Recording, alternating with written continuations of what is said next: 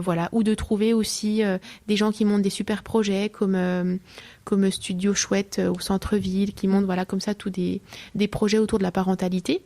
Et là clairement, je trouve que j'ai toute ma place avec Atelier Miam, où je vais à la rencontre effectivement des parents qui ont cette envie, voilà, de bien faire les choses avec leurs enfants, même des fois parfois trop, justement. Oui. Mais en tout cas qui ont un petit peu cette fibre-là de vouloir se dire tiens, qu'est-ce que je peux donner à mon enfant, ou qui se questionnent un peu sur une manière un peu faire différente. Alors clairement, je casse un peu aussi les codes, parce que c'est vrai que des fois, quand on veut trop bien faire, on est un peu trop interventionniste avec ses enfants. Et clairement, c'est là qu'on casse un peu le côté instinctif. Ouais. Et moi, je suis beaucoup nourrie par ça.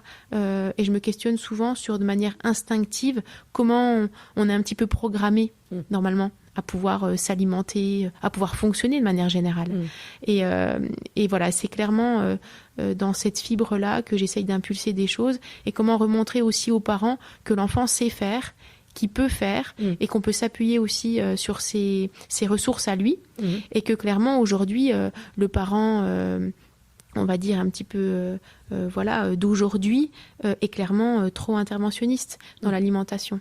On mange beaucoup trop avec sa tête, alors qu'on devrait beaucoup plus manger avec son corps. Et là, la psychomote, elle a tout son sens. Ouais, donc plus sensorimoteur. Exactement. Plus accepter des phases, parce qu'il y a aussi bien sûr, un enjeu affectif aussi bien dans le sûr, lien. Et éducatif. Ouais. Donc c'est aussi pouvoir faire confiance à son enfant.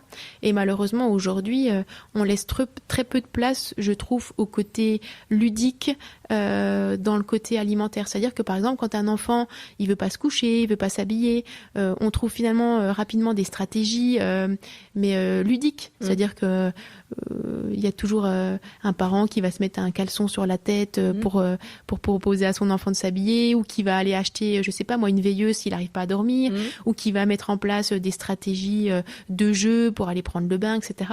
Mais en fait, quel parent fait ça autour de la table? Très peu.